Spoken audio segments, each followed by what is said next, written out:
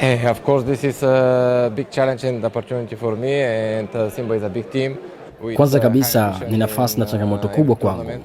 Simba ni timu kubwa yenye matarajio ya kufanya vizuri We kwenye know kila that michuano. it will be not easy. Hakika sio rahisi kuwa There is hapa. no any Pia time hakuna because, muda, maana next mchezo match ujao wa after just, kimashindano 10 ni siku days. 10 tu zijazo. But, Nimejaribu kuichukua hii I nafasi decided ili pia nijaribu to kuisaidia take this timu, chance and, na natumaini try haitohitaji to muda mwingi help sana team kuzoeana and, na kuizoea I ligi hope hii, that, na bila shaka kila kitu kitakuwa sawa. need too long time to Haikuwa adapt rahisi kwa kuwa ourselves nilikuwa kwenye mkataba na timu zote to zilipaswa this kuthibitisha situation nyaraka and, ili I niweze think kuja that, hapa.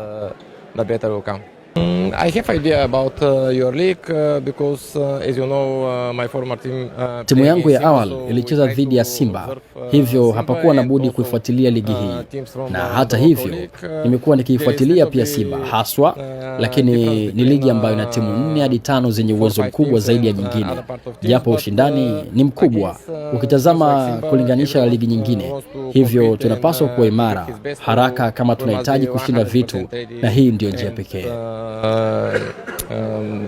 Motivated and with ambition to give our best, and this is the way.